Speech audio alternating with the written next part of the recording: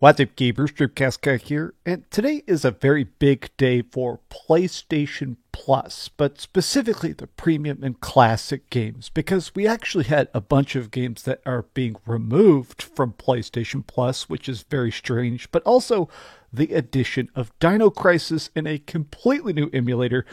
But I want to talk about all this because it does seem like the PlayStation Plus service does continue to get bigger, better, but in some ways a bit more disappointing. And I want to talk about it as a person that has had PlayStation Plus Premium now for 2 years, how I think it's currently shaping up, and why I'm still hopeful about the service. Let's get into it. Hi, hope you're having a great day, and if you could, please give this video a like and subscribe if you haven't already. So they just dropped the newest games onto PlayStation Plus. They do this every single 15th of the month, but the retro selections this month are very hyped because they have finally added Dino Crisis. Now, if you've never played Dino Crisis, perhaps you don't understand why this game is such a big deal. In fact, this is the head of content acquisition at PlayStation. This is the guy whose job it is. Seemingly, he's one of the main dudes in charge of figuring out what goes onto PlayStation Plus. And even he specifically said, the games are out, go play Dino Crisis. Now, Dino Crisis is fantastic. This is one of the best retro Capcom games that definitely doesn't get enough love. Like, people, of course, talk about, early Monster Hunter and Resident Evil and all the great stuff they've been doing, like Devil May Cry, but Dino Crisis, despite the fact that it is so high selling, that it is so incredibly high quality, it's never really come back. It's never put into any Capcom compilations. They never resell it. This is the first time it's ever come back since the original PlayStation, at least to my memory. But there is some goods and bads about this. But let's talk about the fact that this is the part I've seen a lot of people discussing, which is that they have decided to remove 18 different games from PlayStation Plus Extra and Premium in November, meaning that you have like 15 days to play this. And I have to admit, this is deeply confusing to me. So I understand that not every service is going to keep games forever. Like, every single thing, they pay for an exclusivity contract or some sort of like access deal. Microsoft bankrolls tons of stuff for Game Pass, but things that go to Game Pass aren't there forever. I'm not sure I've ever seen a service, though, remove so many games in one big bulk. And some of these, to be honest, don't make sense. Like, maybe it's just me, but the fact that Dragon's Dark Arisen, that seems awesome. GTA San Andreas, okay, so obviously these games all completely rock, but some of these must have been incredibly cheap to license. Like Blasphemous, Moving Out, Teardown. We're about to be getting Blasphemous 2. I almost feel like stuff like this, how cheap could this have been to license? I almost just feel like, why is PlayStation not willing to pony up the cash to bolster their subscription service? Now, I'm a big fan of just being able to play stuff both old and new, right? I've been a big fan of PlayStation Plus because I do think it's cool to have the service where, especially for people who just bought the console, you immediately have access to this big back catalog of PlayStation 4 and PlayStation 5 games. And I've always liked, especially, that has such a wide range. Like everything from Kingdom Hearts to a puzzle game like Teardown, which I played for the first time last year, and it is hilarious. Removing this many games at once, I do feel like, is a very bad look. In fact, just for funsies, let me refresh this here so we can take a look at the comments, because I'm curious. 18 in 1 month is insanity. This is why I love physical games. That's a lot of good games. This is why I buy games.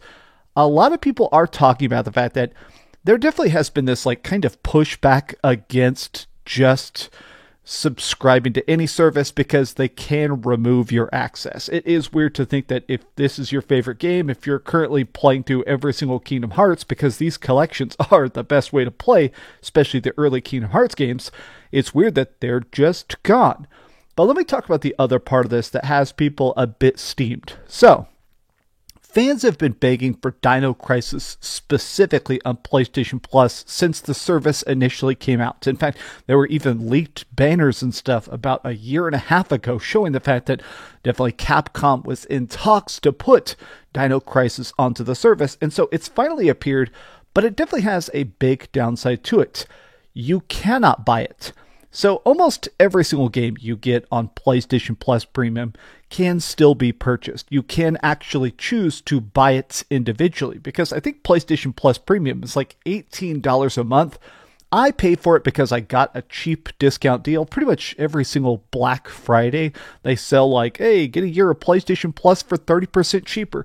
I've been doing that. I mean, it's still expensive. I'm not going to pretend it's like free, but I am a big fan of retro games and it is a good way to play it. But you cannot buy this, meaning you can't buy Resident Evil Director's Cut and you can't buy Dino Crisis. And so some people are saying this feels like Sony is ripping us off because other games, it actually looks at your previous back catalog, meaning that if you owned a PlayStation 3 or a PlayStation Vita, they had games for sale back then. So like if you bought Loco Roco or you bought some other game like Killzone. So those games you purchased stayed as part of your PlayStation account, and so you could download them for free.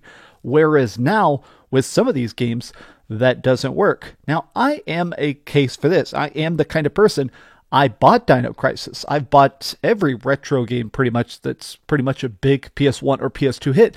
I bought a lot of those on the PlayStation Vita, on the PlayStation 3, and then even when the PS2 service started on the PlayStation 4, I bought a bunch of those. The fact that they're not allowing you to buy this, it does feel like, I don't know, Capcom has some weird aversion to giving people permanent access to their back catalog. And a lot of people are just saying, like, why? It doesn't make sense to me. Like, there must be some legal reason for it, but even as a fan, I just don't care for it. But let's talk about how Dino Crisis actually plays and the new game that has just been added to the PlayStation 2 emulator. So there were a lot of games that were put on PlayStation Plus Premium that had different weird errors and stuff. Texture pop-in or weird crashes and stuff like that. So there used to be on PlayStation 5 and PlayStation 4 these two emulators that Sony themselves made so it could properly play PlayStation 1 and PlayStation 2 games, and also stuff like PSP and stuff. So those emulators were pretty good initially, but they definitely had problems.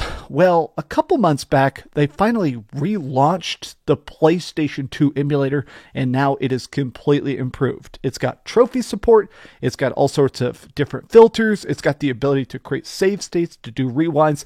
That is great. But I was curious about how they were going to deal with the games that were already up. So today they added Siren for the first time. Now, this game was already out, but didn't exactly run the best. So now they've managed to actually create save states, trophies, stuff like that. I am very, very happy. But let's talk about Dino Crisis. So I love Dino Crisis. News flash, I'm a horror fan from the 90s. Of course I love Dino Crisis. I've beaten it, I've played it. I even played the incredibly abysmally bad Dino Crisis 3, but 1 and 2 obviously fantastic. Well, Dino Crisis 1 being added to the service, I played it. Let me just tell you, as a super fan, last night I decided to play the original version of Dino Crisis. I actually played it on my PlayStation Classic. I've got it right here. So this thing actually emulates the way CRT filters work. You can kind of say whether or not that effect is very successful, but I really dig the retro vibe of having a modded PlayStation Classic so I can play games with a PlayStation 1 controller. Well, playing this new version of it, I want to show you a side-by-side of how this looks on my own emulator versus how it looks on the PlayStation 5's built-in emulator. And I gotta say, to my eyes, and I'm 100% on this, the PlayStation 5 emulator looks better than other emulators I've seen. Like, obviously, you can spruce it up. If you're very tech savvy, you could do a lot of stuff to create smoothing filters and upscaling and frame rate boosters and stuff. Like, there's definitely ways to improve it, but I really like the PlayStation 5 out of the box emulator. It's cool that we can actually just play these games on an actual console that is officially supported.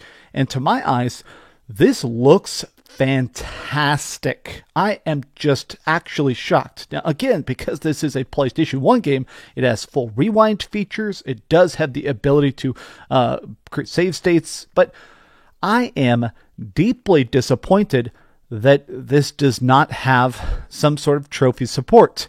Here's my strongest take. I think every game on PlayStation 5 should have trophy support. Like, literally, every single game, if it's on PlayStation, you are the trophy people. Trophies don't exist anywhere else. Like, other people got different styles of achievements and stuff like that, but this is the trophy platform.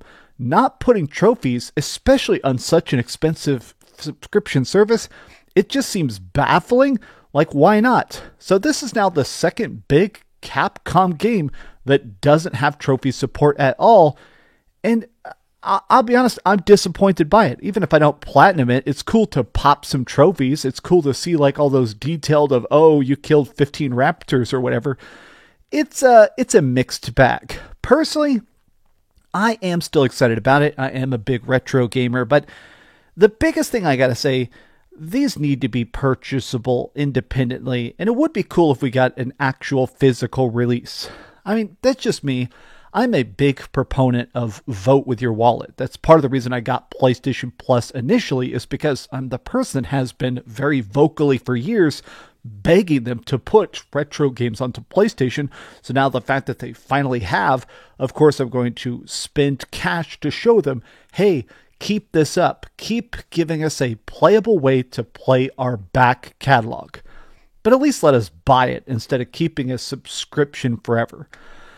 But these have just been some off-the-cuff thoughts. How do you feel about PlayStation Plus Premium? And specifically, how do you feel about Dino Crisis? Because I gotta say, I'm still thrilled about it. I am doing like 15 projects right now, but Dino Crisis isn't that long. I think I'm going to be bad and beat all of Dino Crisis on the treadmill tonight during my treadmill time. But tell me your thoughts in the comments down below. And if you enjoyed this video, be sure to give it a like, subscribe if you haven't already, and please keep dreaming. Do you ever get small good news and you don't know why it makes you so happy, but it does? This used to be my favorite energy drink in the world. It probably won't show up because it's green and I'm on green screen, but AMP Mountain Dew energy drink. God, it has so much sugar. It's 200 calories for this can. But you know what? God, it's so good. I had to drink one in honor of the Dino Crisis. Thanks so much for watching that video. If you want to see something else, you can always click this link to see what I put up last, or, subscribe and see what's coming up next. Also, I promise that whatever I do, it'll try not to suck.